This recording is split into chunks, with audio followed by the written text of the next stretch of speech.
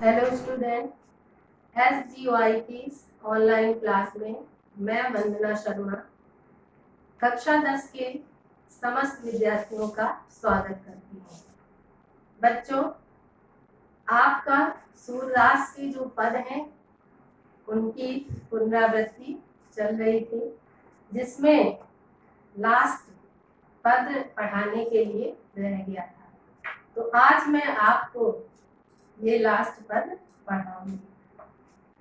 इसमें पद दिया गया है, संदेशो देव की सो कहियो, हो तो धाई तिहारे सुत की, दया करती ही रहियो, जदपि टेव तुम जानती उनकी, तऊ मोहि करी आवे, प्रात होते मेरे लाल लड़ते, माखन रोटी भावे, तेल उबटनो अब तातो जल ताही देती भरी जाते, जोई जोई मांगत सोई सोई देती, क्रम क्रम करी के न्याते, सूर पथिक सुन मोहि रैन दिन, बढ़त बढ़्यो रहत यह कुल सोच, मेरो अलग लड़े तो मोहन होए करत सकोच। तो इसमें उस समय का वर्णन किया गया है कि जब श्री कृष्ण अक्रूर जी के साथ मथुरा चले जाते हैं, तो कृष्ण के चले जाने के बाद माता यशोदा अत्यंत दुखी हैं और कृष्ण की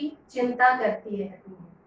तो एक दिन उन्हें एक पथिक मिलता है जो मथुरा जा रहा है, तो वो अपना संदेश उस पथिक के माध्यम से देवकी के पास भेज रहे हैं।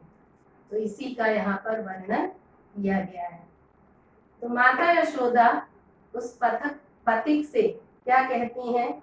संदेशो देव की सो कही कि हे पथिक, मेरा एक संदेश है जो आप देवकी सो माने देवकी से, सो माने जा से, कहियो माने जाकर कह देना। तो मेरा एक संदेश है, वो संदेश आप देवकी से जाकर कह देना। हो तो धाई तिहारे सुत की। माता यशोदा क्या कहती हैं कि हे पथिक, तुम देवकी से जाकर के ये बता देना कि हो तो माने मैं तो धाई, धाई माने धाय माँ, पालन करने वाली माँ हूँ, तिहारे माने तुम्हारे, सुत की माने पुत्र की, कि मैं तो तुम्हारे पुत्र की पालन करने वाली धाय माँ हूँ। दया करत ही रही हो, फिर भी मैं तुमसे विनती करती हूँ कि मेरे पुत्र कृष्ण पर तुम दया दिखाती रहना। जदपि टेव तुम जानती उनकी। माता यशोदा कहती हैं कि हे देवकी, जदपि माने यद्यपि, टेव माने स्वभाव, तुम जानती उनकी, तुम उनके स्वभाव को भली प्रकार से जानती हो। तो माता यशोदा देवकी से क्या कहती है कि हे देवकी, यद्यपि तुम कृष्ण के स्वभाव को भली प्रकार से जानती हो, तऊ मोहि कही आवे, तऊ माने फिर भी, मोहि कही आवे, मैं कहना चाहती हूँ। प्रात होत मेरे लाल लड़ते, प्रात होत माने प्रातः काल होते ही, मेरे लाल लड़ते, लड़ते माने प्रिय, लाल माने पुत्र को, कि मेरे प्रिय पुत्र कृष्ण को माखन रोटी भावे, माखन रोटी भावे माने खाना अच्छा लगता है। तो प्रातः काल होते ही मेरे प्रिय पुत्र कृष्ण को माखन रोटी खाना अच्छा लगता है। तेल उबटनो अब तातो जल ताही देखी भजी जाते। और प्रातः काल होने पर जब मैं उन्हें स्नान कराने के लिए विभिन्न सामग्री लेकर आती हूँ, जैसे कि उन्हें लगाने के लिए तेल लेकर आती हूँ, उबटन लेकर आती हूँ, और तातो माने गर्म जल लेकर आती हूँ, तो ताही देखी भज जाती। ताही देखी माने उन सभी चीजों को देख करके भज जाते माने भाग जाते हैं। तो तेल, उबटन और गर्म जल को देखकर वो भाग जाते हैं। जोई जोई मांगत सोई सोई देती। और इसके पश्चात वो जिस जिस वस्तु की मांग करते हैं सोई सोई देती, मैं उसी वस्तु को उन्हें देती जाती हूँ, क्रम क्रम करके नहाती। इस प्रकार से उन वस्तुओं का धीरे क्रम से प्रयोग करते हुए वो स्नान करते हैं। सूर पथिक सुन मोहि रैन दिन। सूरदास जी कहते हैं कि माता यशोदा उस पथिक से कहती हैं कि हे पथिक सुन, मेरी बात सुनो, मोहि रैन दिन, मुझे तो रैन दिन माने रात दिन, बढ़ियो रहत उर सोच। बढ़ियो रहत माने बना रहता है, उर सोच, उर माने मेरे हृदय में दुख, मेरे हृदय में तो यही दुख सदैव बना रहता है कि मेरो अलग लड़े तो मोहन, कि मेरा अलग लड़े तो माने अत्यधिक प्यारा, अत्यधिक प्रिय जो मोहन कृष्ण है, वही करत संकोच, निश्चित रूप से मथुरा जाकर के संकोच करता होगा। तो इस प्रकार से इसमें काव्यगत सौंदर्य अगर देखें तो काव्यगत सौंदर्य में सबसे पहले आता है भाव पक्ष और उसके बाद आता है कला पक्ष। तो भाव पक्ष में पहला पॉइंट दिया गया है कि यहाँ पर वात्सल्य रस की सुंदर अभिव्यक्ति हुई है।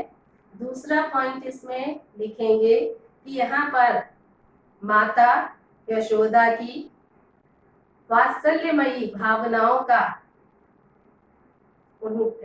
बड़ा ही भावात्मक चित्र प्रस्तुत किया गया है। इसके बाद कला पक्ष में आएंगे। कला पक्ष में भाषा में ब्रज भाषा का प्रयोग किया गया है। शैली में यहाँ पर भावात्मक शैली लिख सकते हैं, मुक्तक शैली लिख सकते हैं। शब्द शक्ति में अभिधा शब्द शक्ति का प्रयोग किया गया है। गुण में साध गुण हो जाएगा और रस में यहाँ पर वात्सल्य रस दिया गया है। छंद में गेय पद हो जाएगा। इसके बाद बच्चों ये लास्ट आखिरी पद था। तो इस पद को पढ़ने के पश्चात हम सूरदास जी का जो जीवन परिचय है उससे संबंधित कुछ संक्षिप्त बातों का यहाँ पर ज्ञान करेंगे। तो जो सूरदास जी थे ये भक्ति काल की जो दो धाराएं थी, सगुण भक्ति धारा और निर्गुण भक्ति धारा, तो इसमें सगुण भक्ति धारा की कृष्ण भक्ति शाखा के सर्वश्रेष्ठ कवि थे। इनका जन्म सन 1478 ईस्वी में आगरा से मथुरा जाने वाली जो सड़क है उसके किनारे पर स्थित एक रुनकता नाम का गांव है, उस गांव में इनका जन्म हुआ था। और कुछ विद्वान इनका जन्म दिल्ली के पास स्थित सीही नामक गांव को भी मानते हैं। इसके साथ साथ सूरदास जी के जन्म के संबंध में ये भी धारणा है कि ये जन्म से अंधे थे या नहीं थे। तो ऐसा विद्वान मानते हैं, इन्होंने अपने काव्य में कृष्ण की बाल लीलाओं का जितनी सुंदरता के साथ वर्णन किया है तो कोई अंधा व्यक्ति ऐसा नहीं कर सकता है। तो विद्वानों का ऐसा मानना है कि ये बाद में अंधे हुए होंगे। तो सूरदास जी ने ये मथुरा में ही गौ घाट पर कृष्ण की भक्ति करते थे, उनकी भक्ति करते हुए पदों का गान करते थे। तो एक बार गुरु वल्लभाचार्य वहां उनके पास पहुंचे और उन्होंने सूरदास जी के कृष्ण भक्ति के पदों को सुना, जिससे प्रभावित होकर के इन्होंने गोवर्धन पर्वत पर बने श्री रंगनाथ जी के मंदिर में इन्हें कृष्ण की भक्ति करने का और उनका कीर्तन करने के लिए सुझाव दिया। तो इस प्रकार से सूरदास जी ने वल्लभाचार्य को ही अपना गुरु मान लिया और उनके आज्ञानुसार वो श्री रंगनाथ जी के मंदिर में रहकर कृष्ण की भक्ति करने लगे और उनके पदों का गान करने लगे थे। इसके बाद जो आचार्य वल्लभाचार्य थे, आचार्य वल्लभाचार्य के पुत्र विठलनाथ, इन्होंने अष्टछाप नाम से एक कवियों का संगठन बनाया जिसमें 8 कृष्ण भक्त कवियों को उन्होंने एकत्रित किया था, इसका संगठन किया था। और उन 8 कृष्ण भक्त कवियों में जो सूरदास जी थे ये सर्वश्रेष्ठ कवि माने गए हैं। इस तरह से कृष्ण की भक्ति करते हुए, उनके पदों का गान करते हुए गोवर्धन पर्वत के पास ही पारसौली नामक गांव में सन 1583 ईस्वी में इनकी मृत्यु हो गई थी। तो इस तरह से सूरदास जी ने जो ग्रंथ लिखे हैं उनमें 3 ग्रंथ प्रमुख हैं। पहला है सूरसागर, दूसरा है सूरसारावली और तीसरा है साहित्य लहरी। तो सूरसागर में कृष्ण की बाल लीलाओं का बड़ा ही सुंदर वर्णन किया गया है। इसमें लगभग 1.25 लाख पद हैं, लेकिन ऐसा कहा जाता है कि इसके केवल 8-10 हजार पद ही प्राप्त हुए हैं। इसके बाद इनका दूसरा काव्य है सूरसारावली। तो सूरसारावली भी सूरदास जी की प्रमुख रचनाओं में मानी जाती है। इसमें लगभग 1107 छंद हैं। तीसरी जो रचना है वो है साहित्य लहरी। इस ग्रंथ में लगभग 118 पद संकलित हैं। इस तरह से सूरदास जी ने कृष्ण के जीवन से संबंधित इन ग्रंथों को पढ़कर वात्सल्य रस की एक अलौकिक धारा प्रवाहित कर दी थी।